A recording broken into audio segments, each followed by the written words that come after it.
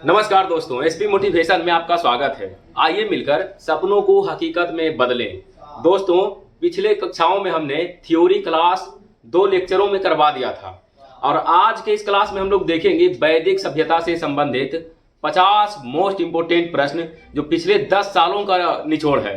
तो आप लोग कहीं जाइए मत, बने रहिए हमारे साथ वीडियो के अंत तक, क्योंकि यह वीडियो आपको हर एक एग्जाम से संबंधित, चाहे वो एग्जाम स्टेट पीएससी का हो, चाहे वो एग्जाम स्टेट पीएससी का हो, एसएससी का हो, रेलवे का हो या अन्य कोई एग्जाम हो, इन सभी एग्जामों में काम करेगा दोस्तों।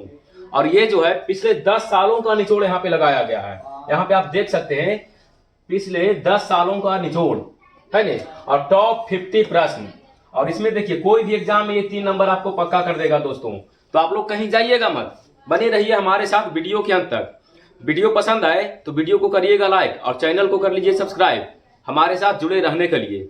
चलिए बढ़ते हैं प्रश्न की ओर, जो कि रहने वाला है वैदिक सभ्यता से मोस्ट इंपोर्टेंट यहाँ पे प्रश्न। चलिए देखते हैं पहले प्रश्न को। प्रश्न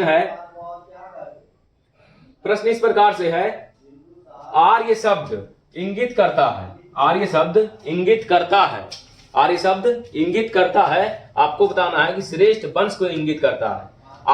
आर्य का मतलब है श्रेष्ठ, उत्तम व्यक्ति है ना। तो ये जो है श्रेष्ठ वंश को यहाँ पे इंगित कर रहा है।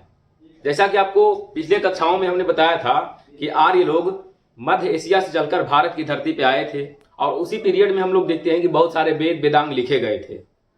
मैक्स मूलर के अनुसार मध्य एशिया से आर्य लोग चलकर भारत की धरती पे आए थे। चलिए बढ़ते हैं अगले प्रश्न की ओर। और देखिए ये जो है पूछा गया है IS प्री 1999 में, यूपीपीसीएस प्री 1999 में, सोचिए पूछ चुका है। इसलिए यहाँ पे जो है हर एक पीवाईक्यू को आराम से हम लोग देखने वाले हैं। आप लोग बने रहिए हमारे साथ। चलिए बढ़ते हैं आगे प्रश्न की ओर। और प्रश्न है,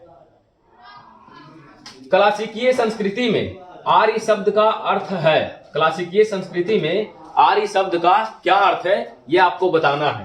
तो देखिए आर्य शब्द का मतलब होता है एक उत्तम व्यक्ति। ऑप्शन डी में देखिए कह रहा है एक उत्तम व्यक्ति, और ये पूछा गया है यूपी लोअर सब प्री 1998 में। यूपी लोअर वाला जो एग्जाम है उसमें ये पूछा गया है 1998 में कि क्लासिकीय संस्कृति में आर्य शब्द इंगित करता है या क्या अर्थ होता है। तो बताइएगा कि आर्य शब्द का मतलब है एक उत्तम व्यक्ति या एक उत्तम वंश या श्रेष्ठ वंश, क्योंकि जिन्हें संस्कृत आता था वो आर्य कहलाते थे और जिन्हें संस्कृत नहीं आता था वो अनार्य कहलाते थे। चलिए आगे हम लोग बढ़ते हैं अगले प्रश्न की ओर। और अगला प्रश्न है, सबसे पुराना वेद कौन सा है। आपको बताना है कि सबसे पुराना वेद कौन सा है, ये बताना है दोस्तों कि सबसे पुराना वेद कौन सा है। तब देखिए यहाँ पे हो जाएगा ऑप्शन बी ऋग्वेद। ऋग्वेद को सबसे पुराना वेद भी कहा जाता है या सर्व प्राचीन वेद भी कहा जाता है। और देखिए ये 3 एग्जामों में पूछ चुका है, यूपी पीसीएस प्री और उत्तराखंड पीसीएस और झारखंड यूडीए में ये पूछा गया है। 1995, 2010 और 2007 में ये पूछ चुका है।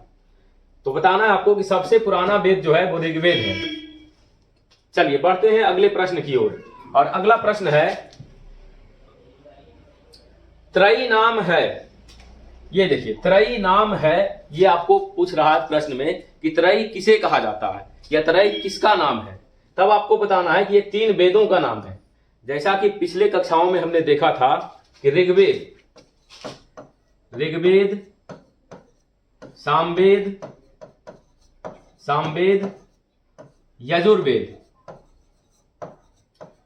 यजुर्वेद, इन तीनों को त्रयी शब्द से इंगित किया गया कि ये 3 वेदों को मिलाकर ये त्रयी कहलाता है। ठीक है, 3 वेदों को मिलाकर ये त्रयी कहलाया। और अथर्ववेद जो कि बाद में जोड़ा गया है, तो अथर्ववेद को त्रयी में हम लोग नहीं रखते हैं। त्रयी में केवल 3 वेद होते हैं, ऋग्वेद, सामवेद और यजुर्वेद, याद रखिएगा। चलिए बढ़ते हैं अगले प्रश्न की ओर। और अगला प्रश्न है, कह रहा है किस वैदिक ग्रंथ में वर्ण शब्द का सर्वप्रथम नामोल्लेख मिलता है। यह आपको बताना है कि जो वर्ण शब्द है वो किस वैदिक ग्रंथ में मिलता है। तब आपको बताना है ऑप्शन ए ऋग्वेद में मिलता है। ऋग्वेद में वर्ण या जाति शब्द का, वर्ण का मतलब यहाँ पे जाति से है, तो जाति शब्द का सर्वप्रथम उल्लेख मिलता है। वर्ण कहे या जाति कहे, बात एक ही है। तो चलिए बढ़ते हैं अगले प्रश्न की ओर। और अगला प्रश्न कह रहा है दोस्तों, देखिएगा, वर्ण व्यवस्था से संबंधित पुरुष सूक्त। वर्ण व्यवस्था से संबंधित पुरुष सूक्त मूलतः पाया जाता है। पुरुष सूक्त मूलतः पाया जाता है, ये आपको बताना है। तो यहाँ पे आप देखिएगा कि ऋग्वेद में हो जाएगा ऑप्शन सी। पुरुष सूक्त जो दिया गया है दोस्तों वो ऋग्वेद में दिया गया है। ठीक है, ये याद रखिएगा कि पुरुष सूक्त जो है पाया जाता है तो वो कौन सा वेद है, तो ऋग्वेद है। और ये भी पूछा गया है छत्तीसगढ़ पीसीएस प्री 2014 में, यानी पिछले 10 सालों का निचोड़ यहाँ पे लगाया गया है। तो आपसे रिक्वेस्ट भी है कि आप लोग वीडियो को स्किप मत करिए, पूरा देखिए, हर एक एग्जाम में ये काम करेगा। चलिए बढ़ते हैं आगे प्रश्न की ओर। और अगला प्रश्न है दोस्तों, ये देखिएगा, सुमेलित करना है आपको। सुमेलित करना है कि कौन सा वेद किससे संबंधित है, ये आपको यहाँ पे बताना है। तो देखिएगा यहाँ पे अथर्ववेद सुमेलित करने के लिए कह रहा है ना, तो अथर्ववेद जो है औषधियों से संबंधित है। अथर्ववेद औषधियों से संबंधित है। और ऋग्वेद में देखिएगा कि ईश्वर की महिमा दी गई है। ऋग्वेद में ईश्वर की महिमा दी गई है। और यजुर्वेद में बलिदान की विधि है। यजुर्वेद में बलिदान की विधि दी गई है। और सामवेद जो है संगीत से संबंधित है। अब यहाँ पे आप देखिएगा कि कौन सा कूट मैच कर रहा है।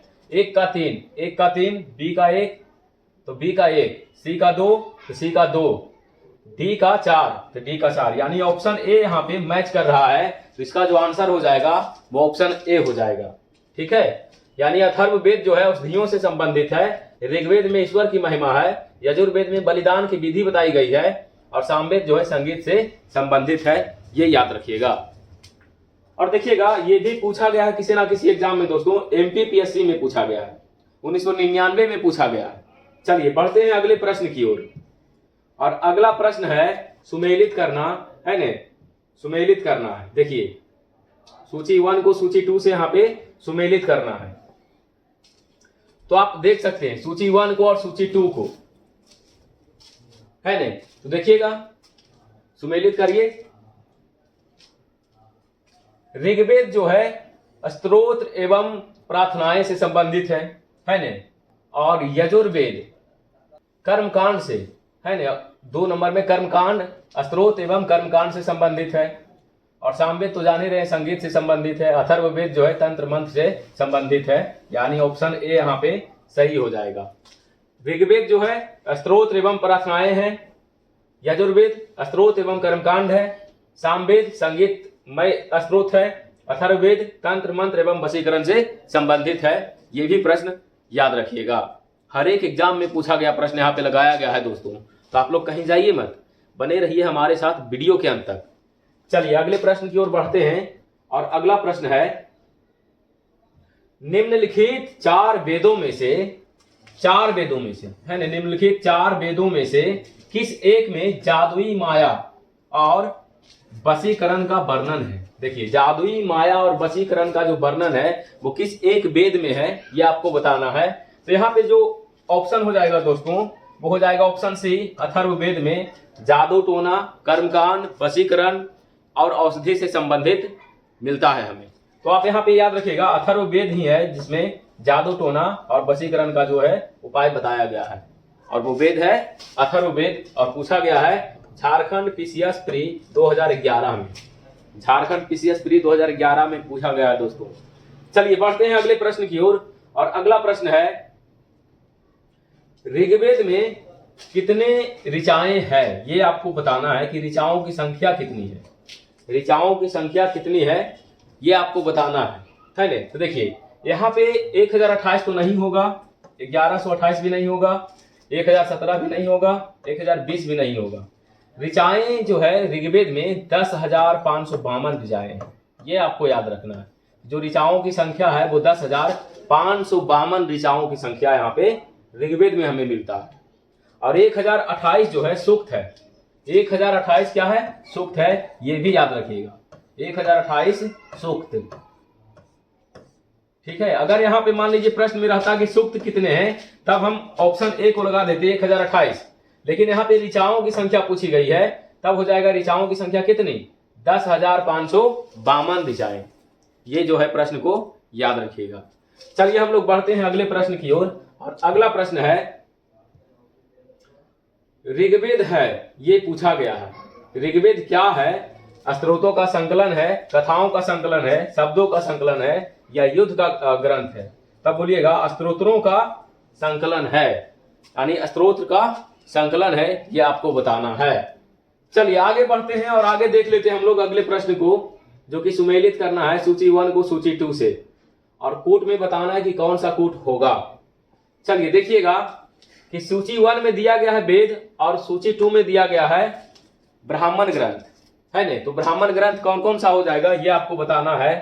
तो देखिएगा ऋग्वेद का जो है ऐतरेय ब्राह्मण है, ऐतरेय ब्राह्मण ग्रंथ, है नहीं? उसके बाद देखिएगा सामवेद का पंचवीस है, सामवेद का पंचवीस, और अथर्ववेद का गोपथ ब्राह्मण है, और यजुर्वेद का शतपथ ब्राह्मण है। ये यानी ऑप्शन सी हो जाएगा, ऑप्शन सी याद रखिएगा। चलिए तो ऋग्वेद को एक बार फिर देख लीजिए। ऋग्वेद का जो होता है वो ऐतरेय ब्राह्मण होता है, सामवेद का पंचवीस ब्राह्मण होता है, अथर्ववेद का गोपथ ब्राह्मण होता है, और यजुर्वेद का शतपथ ब्राह्मण होता है। यानी ऑप्शन सी मैच कर रहा है, ये सही हो जाएगा। और ये पूछा गया है रासप्री में, रासप्री 2013 में पूछा गया है, ये भी याद रखिएगा। चलिए बढ़ते हैं अगले प्रश्न की ओर। और अगला प्रश्न है दोस्तों आपके सामने, कह रहा है निम्नलिखित में से कौन सा ब्राह्मण ग्रंथ ऋग्वेद से संबंधित है? ये आपको बताना है कि कौन सा जो ब्राह्मण ग्रंथ है वो ऋग्वेद से संबंधित है। और ये भी पूछा गया है MPPCS प्री 2017 में, इस पॉइंट को भी आप याद रखिएगा। इसका जो सही उत्तर हो जाएगा, सही उत्तर हो जाएगा ऑप्शन ए ब्राह्मण ग्रंथ, सॉरी ऐतरेय ब्राह्मण। क्या हो जाएगा? ऐतरेय ब्राह्मण, ऑप्शन ए। तो ऑप्शन ए ऐतरेय ब्राह्मण याद रखिएगा कि ऋग्वेद का जो ब्राह्मण ग्रंथ है वो ऐतरेय ब्राह्मण है। ठीक है, चलिए बढ़ते हैं अगले प्रश्न की ओर। और अगला प्रश्न है दोस्तों, गोपथ ब्राह्मण संबंधित है। प्रश्न है गोपथ ब्राह्मण संबंधित है, यानी किस वेद से संबंधित है ये आपको बताना है। किस वेद से संबंधित है ये आपको बताना है। तो देखिएगा गोपथ ब्राह्मण जो है अथर्ववेद से संबंधित है, यानी ऑप्शन सी हो जाएगा। गोपथ ब्राह्मण का जो संबंध है वो अथर्ववेद से है, ये सही हो जाएगा। ठीक है, और ये पूछा गया है UPRO एग्जाम में 2014 में, इस पॉइंट को भी याद रखिएगा। हर एक जो यहाँ पे क्वेश्चन लगाया गया है दोस्तों, पिछले 10 सालों का निचोड़ लगाया गया है। तो आप लोग कहीं जाइए मत, बने रहिए हमारे साथ वीडियो के अंत तक। एक एक पॉइंट को एकदम क्रिस्टल क्लियर हम लोग यहाँ पे करेंगे दोस्तों। चलिए देखते हैं अगले प्रश्न को। और अगला प्रश्न कह रहा है निम्नलिखित में से कौन शुक्ल यजुर्वेद की संहिता है? ये आपको बताना है कि शुक्ल यजुर्वेद की संहिता कौन सा है नहीं? तब आप कहिएगा कि वाजस्नेयी है, वाजस्नेयी, ऑप्शन ए। शुक्ल यजुर्वेद की संहिता कौन सा है? तो वाजस्नेयी है, ये आप याद रखिएगा, ऑप्शन ए। चलिए, और ये भी पूछा गया है UPPCS प्री 2018 में। चलिए बढ़ते हैं अगले प्रश्न की ओर। और अगला प्रश्न यहाँ पे देखने वाले हैं, कह रहा है ऋग्वेद का कौन सा मंडल है ने? ऋग्वेद का कौन सा मंडल पूर्णतः सोम को समर्पित है, यानी सोम देवता को समर्पित है? कौन सा वो मंडल है ने?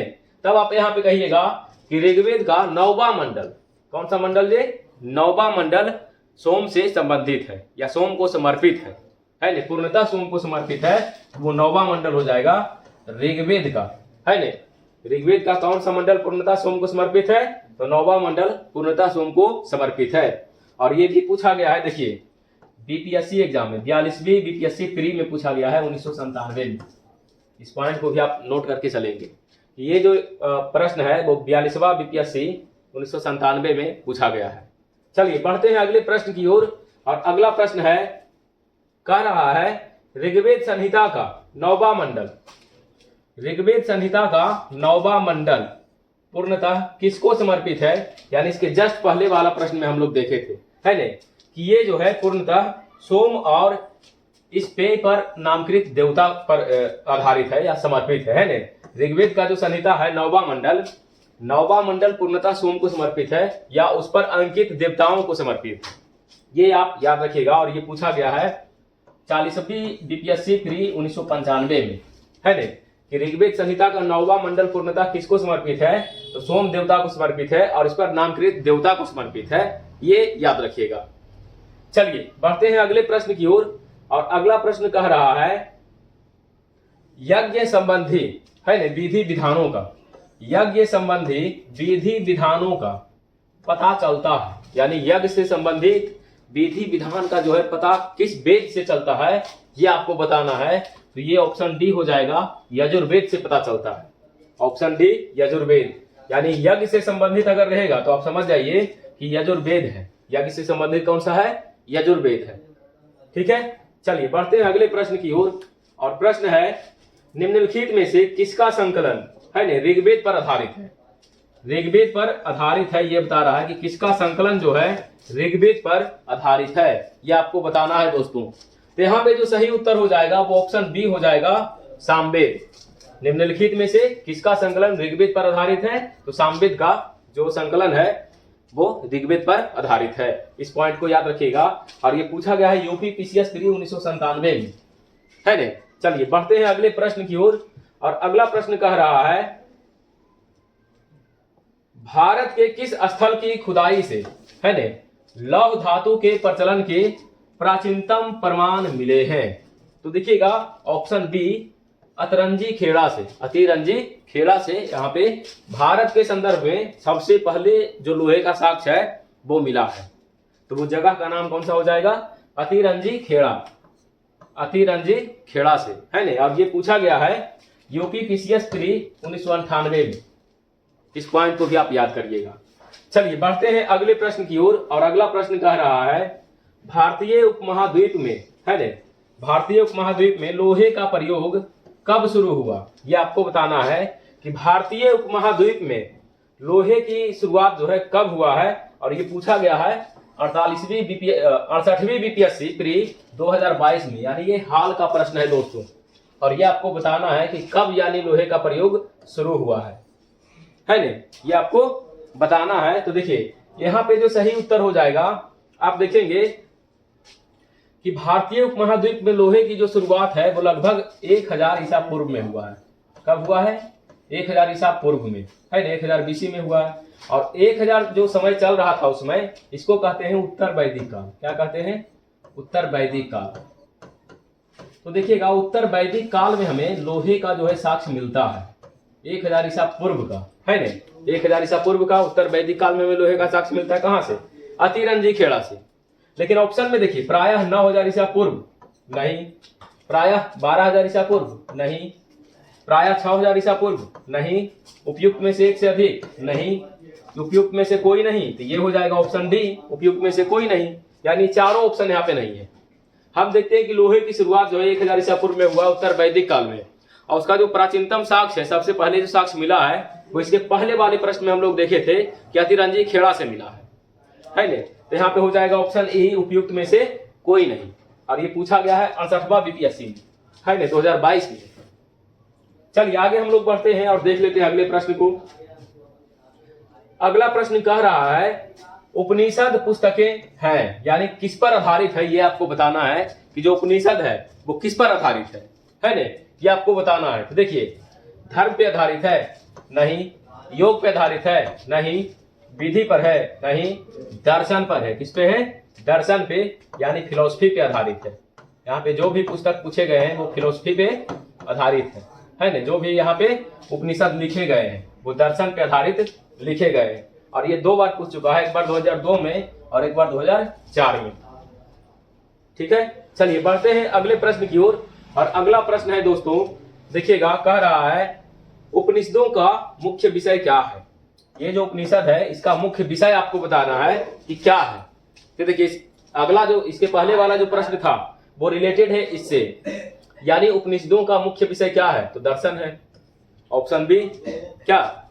चलिए, और ये पूछा गया है लोअर एग्जाम में, है ना, 1998 में। चलिए बढ़ते हैं अगले प्रश्न में। अगला प्रश्न है निम्नलिखित में से किस एक वैदिक साहित्य में, है ना, मोक्ष की चर्चा की गई है, ये आपको बताना है कि निम्नलिखित में से किस एक वैदिक साहित्य में मोक्ष की चर्चा मिलती है ना। तो देखिएगा मोक्ष की जो चर्चा है वो उपनिषद में हमें मिलता है। किसमें मिलता है? उपनिषद में। और उपनिषदों की संख्या यानी कितना है जी? 108 है, लेकिन 13 उपनिषद को मान्यता प्राप्त है। ये पॉइंट भी आप याद रखिएगा। भारत में 108 उपनिषद है, उनमें से 13 उपनिषद को ही मान्यता प्राप्त है। चलिए बढ़ते हैं अगले प्रश्न की ओर। अगला प्रश्न है, कह रहा है अध्यात्म ज्ञान के विषय में नचिकेता और यम का संवाद किस उपनिषद में प्राप्त होता है? ये आपको बताना है कि वो कौन सा उपनिषद है जिसमें यम और नचिकेता का वर्णन है नहीं? तो वो जो है कठोपनिषद है। यम और नचिकेता का जो संवाद है वो किसमें है? कठोपनिषद में। और ये देखिए 4 बार पूछा गया है, IAS में, यूपी PCS में, यूपी UDA में, LDA में, उत्तराखंड PCS में, यानी 1997 में भी, 99, 2002 और 2005 में पूछा गया है। चलिए बढ़ते हैं अगले प्रश्न की ओर। और अगला प्रश्न कह रहा है कि देखिएगा, नचिकेता का आख्यान का उल्लेख मिलता है। प्रश्न है नचिकेता आख्यान है ना, नचिकेता आख्यान का उल्लेख मिलता है यानी किसमें मिलता है? तो कठोपनिषद में मिलता है। ऑप्शन सी हो जाएगा, कठोपनिषद। ठीक है। और ये पूछा गया है यूपी PCS मेंस 2006 में कि नचिकेता आख्यान का जो वर्णन है या चर्चा है वो किस उपनिषद में मिलता है? तो कठोपनिषद में मिलता है। Option C. चलिए बढ़ते हैं अगले प्रश्न की ओर। और अगला प्रश्न कह रहा है उपनिषद काल के राजा है नहीं, उपनिषद काल के राजा अश्वपति शासक थे। अश्वपति जो शासक है वो कहाँ का शासक है नहीं? ये आपको बताना है। तो ये जो है कैकेयी देश का था, कैकेयी का शासक था अश्वपति, यानी अश्वपति जो है कैकेयी के था, यानी कैकेयी राज्य उस समय जो था उसका शासक था। चलिए बढ़ते हैं आगे प्रश्न की ओर। अगला प्रश्न देखिएगा, कह रहा है निम्नलिखित में से वैदिक साहित्य का सही क्रम कौन सा है? वैदिक साहित्य का आपको यहाँ पे सही क्रम बताना है कि सही क्रम कौन सा है नहीं? वैदिक साहित्य का सही क्रम कौन सा है? और ये पूछा गया है यूपी PCS मेंस 2004 में। और इसका जो सही क्रम है दोस्तों वो हो जाएगा ऑप्शन ए, पहले वैदिक संहिताएं, फिर ब्राह्मण, फिर आरण्यक, उसके बाद उपनिषद। यानी पहले वैदिक संहिताएं लिखा गया, उसके बाद ब्राह्मण ग्रंथ लिखा गया, उसके बाद आरण्यक लिखा गया। आरण्यक का मतलब है जो ग्रंथ जंगल में लिखा गया हो उसे हम आरण्यक कहते हैं। और उपनिषद तो आप समझ ही रहे हैं है नहीं? तो आरण्यक का मतलब है कि जो पुस्तक या जो ग्रंथ जंगलों में लिखे गए वो आरण्यक कहलाते हैं। और हमारे यहाँ 7 आरण्यक है, एक को छोड़कर है नहीं? चलिए बढ़ते हैं अगले प्रश्न की ओर। और अगला प्रश्न कह रहा है दोस्तों, आरंभिक वैदिक साहित्य में है नहीं, आरंभिक वैदिक साहित्य में सर्वाधिक वर्णित नदी है, यानी सर्वाधिक जो वर्णन किया गया है वो किस नदियों का वर्णन किया गया है, किस नदी का वर्णन किया गया है, ये आपको बताना है। तो देखिएगा यहाँ पे ऑप्शन ए हो जाएगा, सिंधु नदी का सर्वाधिक वर्णन मिलता है। क्योंकि उस समय हम देखते हैं कि जो भी सभ्यताएं पनप रही थी वो सिंधु के किनारे ही पनप रही थी है नहीं? तो सर्वाधिक वर्णन जो है वो सिंधु नदी की यहाँ पे की गई है। और ये पूछा गया है IAS प्री 1996 में। किसमें पूछा गया है? IAS प्री 1996 में कि सर्वाधिक वर्णित नदी कौन सा है? तो सिंधु नदी है। चलिए बढ़ते हैं अगले प्रश्न की ओर। और अगला प्रश्न है वैदिक नदी है नहीं, वैदिक नदी अस्किनी की पहचान निम्नांकित में नदियों में से किसमें, निम्नांकित नदियों में से किस एक के साथ की जाती है? यानी आपको बताना है कि जो अस्किनी नदी है वो किससे संबंधित है नहीं? वर्तमान में उसका क्या नाम है, यह आपको बताना है कि अस्किनी नदी जो पुराना प्राचीन नदी है उसका जो पहचान है अब किस नदी के नाम से होता है? तो ऑप्शन सी, चेनाब नदी है नहीं? अस्किनी का अब नया नाम क्या हो गया है? चेनाब हो गया है। पहले अस्किनी हुआ करता था, लेकिन वर्तमान में देखेंगे कि इस नदी का जो नाम है वो चेनाब हो गया है। चलिए हम लोग बढ़ते हैं अगले प्रश्न की ओर। और अगला प्रश्न है, कह रहा है ऋग्वेद में निम्नांकित किन नदियों का उल्लेख अफगानिस्तान के साथ आर्यों के संबंध का सूचक है? यानी अफगानिस्तान के साथ आर्यों का है नहीं, आर्यों के संबंध का सूचक है। यह आपको बताना है कि वो कौन सा नदी है। सही है? तो बताइएगा कि यहाँ पे जो है अफगानिस्तान में जो नदियां हैं वो कुंभा है। क्या है? कुंभा या क्रुमु के नाम से जाना जाता है। या अफगानिस्तान के साथ आर्यों के संबंध का सूचक है तो कुंभा है यानी क्रुमु है, यानी इस नदी का उल्लेख है, क्रुमु नदी का उल्लेख है या कुंभा नदी का उल्लेख है। चलिए बढ़ते हैं अगले प्रश्न की ओर। और अगला प्रश्न है वैदिक नदी कुंभा है ने, वैदिक नदी कुंभा का स्थान कहाँ निर्धारित होना चाहिए? कहाँ निर्धारित होना चाहिए? तो यहाँ पे आप इसके पहले वाले प्रश्न में देखे हैं ये जो संबंधित है वो अफगानिस्तान से है कुंभा नदी, तो ऑप्शन ए हो जाएगा अफगानिस्तान। और ये पूछा गया है यूपीपीसीएस प्री 1997 में। चलिए बढ़ते हैं अगले प्रश्न की ओर। और अगला प्रश्न कह रहा है मिलाना है जी, मिलान करना है सूची 1। एक तरफ वैदिक नदियां और एक तरफ उसका आधुनिक नाम है ने, वैदिक नदी और उसका आधुनिक नाम है, तो देखते हैं। चलिए तो हम लोग देखते हैं यहाँ पे मिलान करके कि कौन सा वैदिक नदी आधुनिक नदी के नाम से जाना जाता है, ये आप लोग देखिएगा। तो कुंभा का जो नाम है, कुंभा जो है रिलेटेड है काबुल से। कुंभा कहाँ से रिलेटेड है जी? काबुल से। कुंभा काबुल से संबंधित है।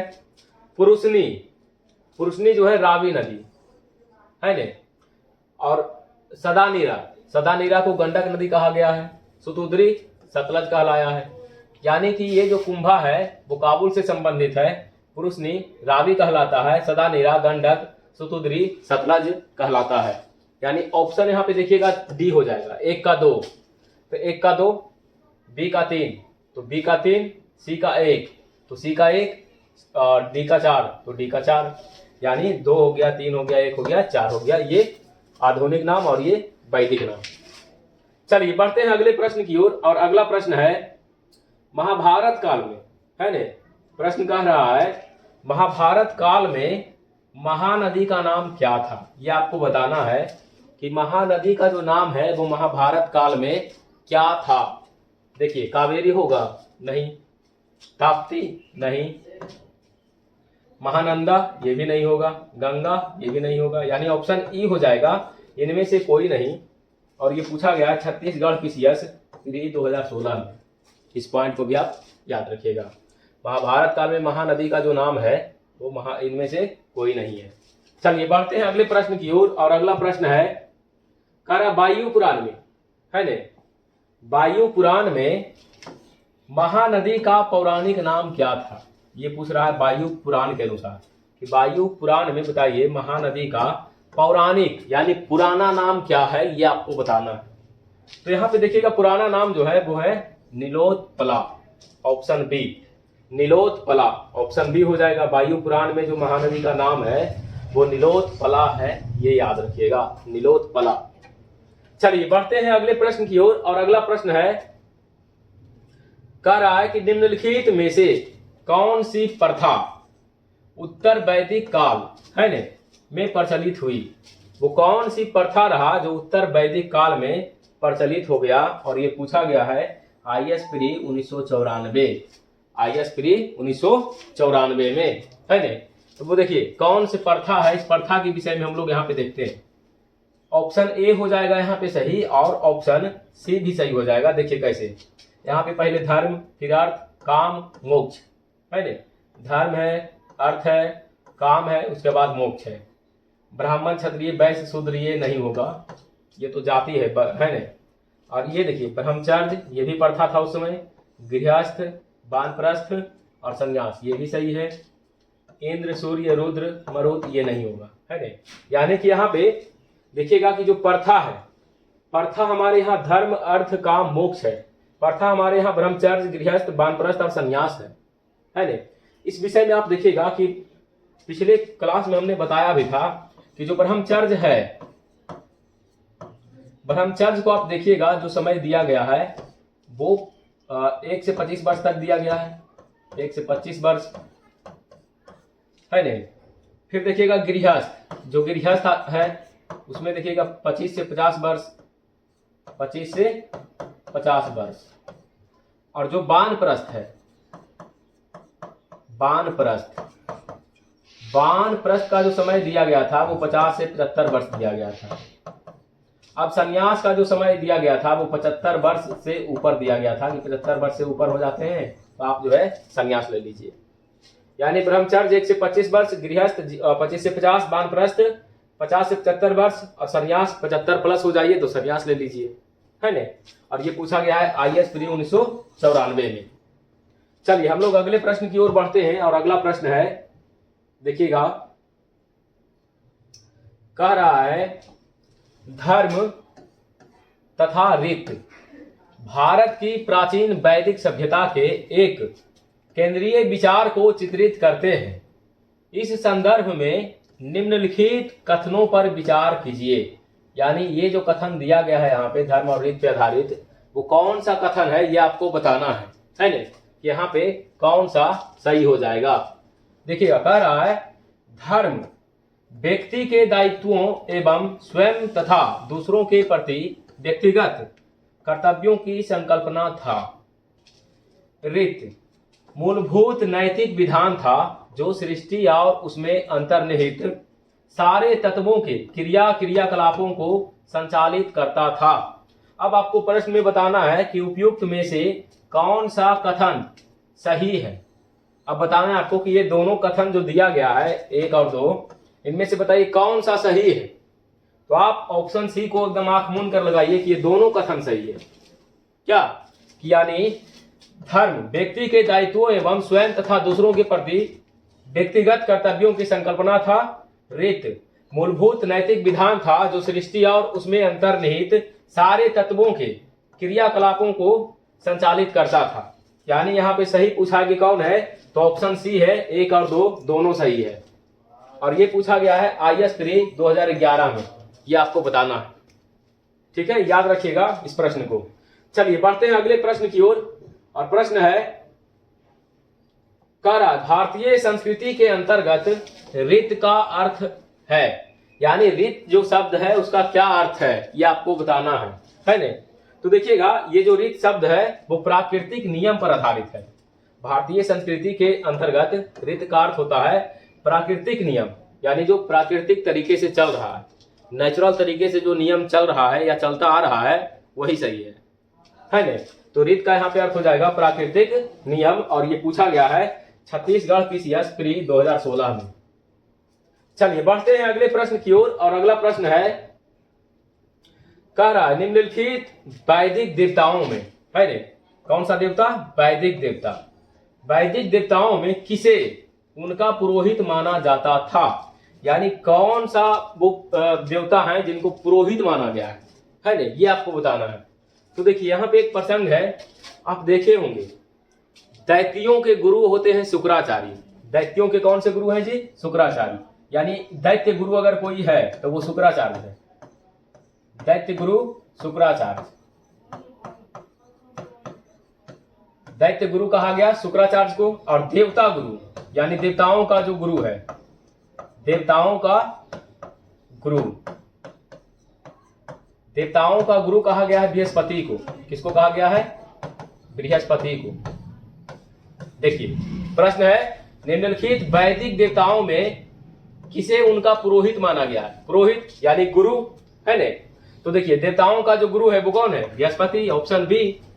और अगर ये दैत्य गुरु पूछता तो शुक्राचार्य हो जाता कि दैत्यों का गुरु कौन है, तो शुक्राचार्य है। देवताओं का गुरु कौन है, तो बृहस्पति है।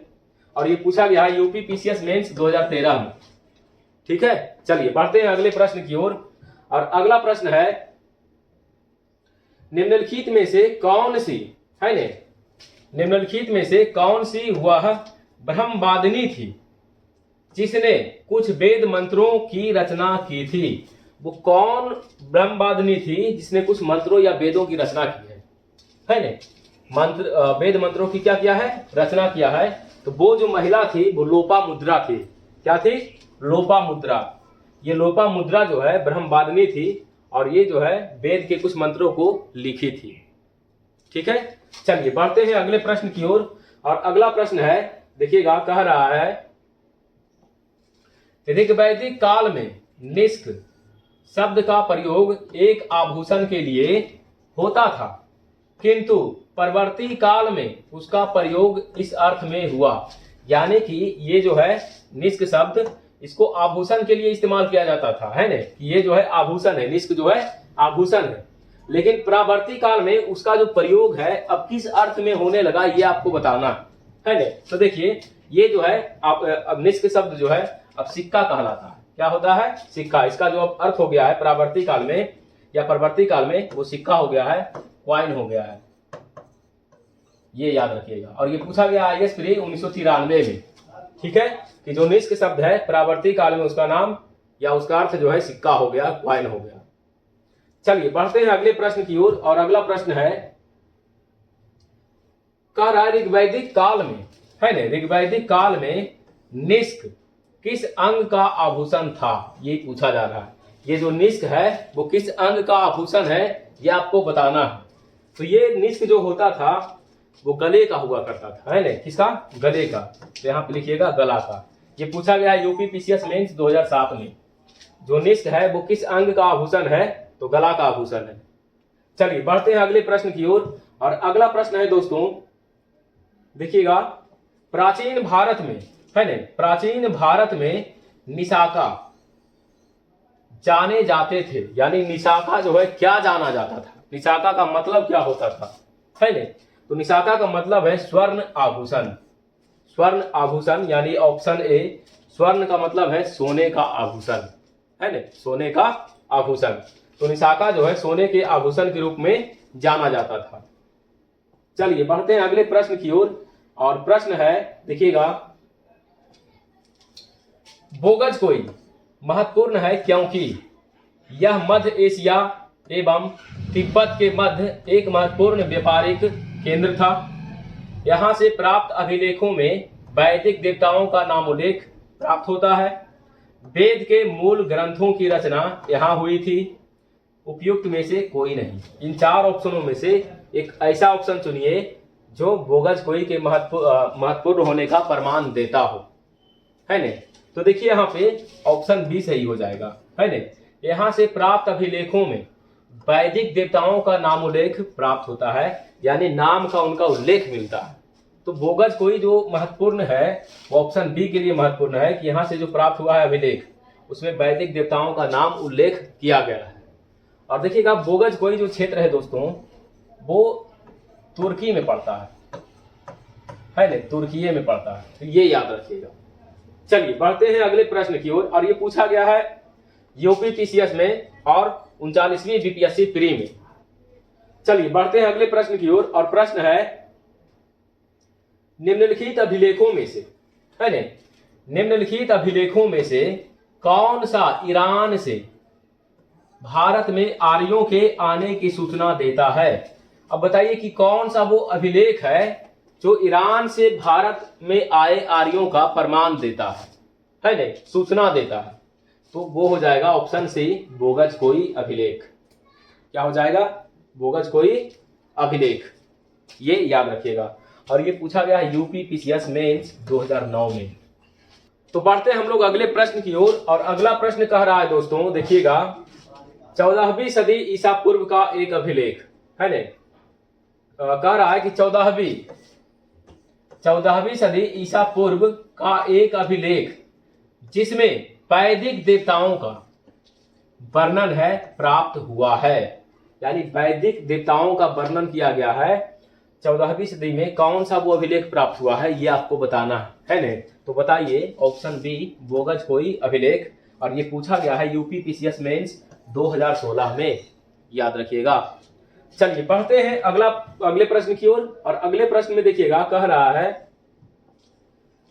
निम्नलिखित में से किसने आर्यों के आदि देश के बारे में लिखा था? अब आपको बताना है कि वो कौन व्यक्ति हैं जो आर्यों के आदि देश के विषय में लिखे थे। वो लिखे थे बाल गंगाधर तिलक। कौन लिखे थे जी? बाल गंगाधर तिलक। और ये पूछा गया है यूपी PCS प्री 1996 में। आर्यों के आदि देश के विषय में बाल गंगाधर तिलक ने लिखा था। चलिए बढ़ते हैं अगले प्रश्न की ओर। और अगला प्रश्न कह रहा है दोस्तों, देखिएगा, कि जिस ग्रंथ में, है ना, जिस ग्रंथ में पुरुष मेध का उल्लेख हुआ है वह है, यानी कि आपको बताना है कि वो कौन सा ग्रंथ है जिसमें पुरुष मेध का उल्लेख हुआ है।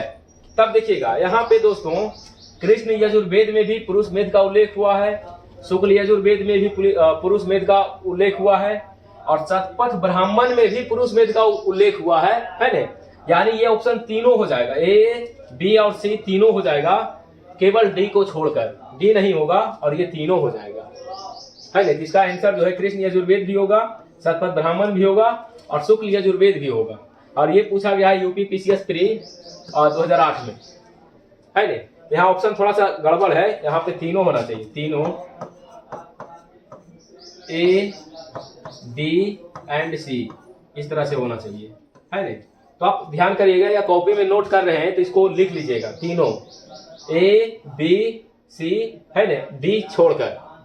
चलिए बढ़ते हैं अगले प्रश्न की ओर। अगला प्रश्न कह रहा है दोस्तों, शतपथ ब्राह्मण में, है ना, शतपथ ब्राह्मण में उल्लिखित राजा विदेह माधव से संबंधित, शतपथ ब्राह्मण में उल्लिखित राजा विदेह माधव से संबंधित ऋषि थे। यानी कौन से ऋषि थे जो राजा विदेह से संबंधित थे, है ना। तो यहाँ पे देखिएगा वो ऋषि गौतम राहुगण थे, जो राजा विदेह है ना, जो राजा विदेह से संबंधित थे, वो ऋषि गौतम राहुगण थे। चलिए आगे हम लोग बढ़ते हैं अगले प्रश्न की ओर। और अगला प्रश्न है, कह रहा है उत्तर वैदिक काल में निम्नलिखित में से किनको आर्य संस्कृति का धुर समझा जाता था। यानी बताना है कि आर्य संस्कृति का वो धुर कौन था, है ना, किसको समझा जाता था। तो देखिएगा यहाँ पे कुरु और पांचाल को, कौन से राज्य को जी, कुरु और पांचाल राज्य को यहाँ पे आर्य संस्कृति का धुर समझा जाता था, है ना, कुरु और पांचाल को।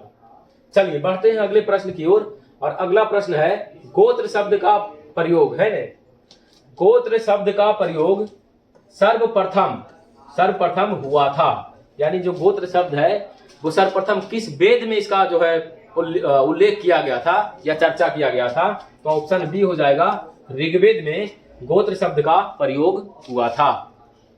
चलिए बढ़ते हैं अगले प्रश्न की ओर। और अंतिम प्रश्न भी है, देखिएगा कह रहा है, पूर्व वैदिक आर्यों का, है ना, पूर्व वैदिक आर्यों का धर्म प्रमुखतः था। यानी जो पूर्व वैदिक आर्य थे उनका धर्म क्या था, ये आपको बताना है दोस्तों। तो उनका धर्म जो यहाँ पे दिया गया है वो देखिएगा कि ऑप्शन सी है, प्रकृति पूजा और यज्ञ। ये इनका धर्म हुआ करता था। ये प्रकृति की पूजा भी करते थे, है ना, और यज्ञ संबंधी विधि विधानों का, यानी यज्ञ भी किया करते थे, है ना। ये हो जाएगा ऑप्शन सी, प्रकृति पूजा और यज्ञ। और ये पूछा गया है IAS प्री 2012 में, है ना। तो दोस्तों उम्मीद है कि यह वीडियो आपको पसंद आया होगा। कहीं अगर कोई पॉइंट आपको समझ में नहीं आया हो तो आप कमेंट बॉक्स में बताइए या कमेंट करिए, हम उस पॉइंट पर रिप्लाई देंगे आपको और सही जानकारी भी देंगे। तो उम्मीद है कि यह वीडियो आपको पसंद आया होगा। वीडियो पसंद आए तो वीडियो को करिए लाइक और चैनल को कर लीजिए सब्सक्राइब। मिलते हैं अगले वीडियो में, तब तक पढ़ते रहिए, आगे बढ़ते रहिए। All the best, thank you.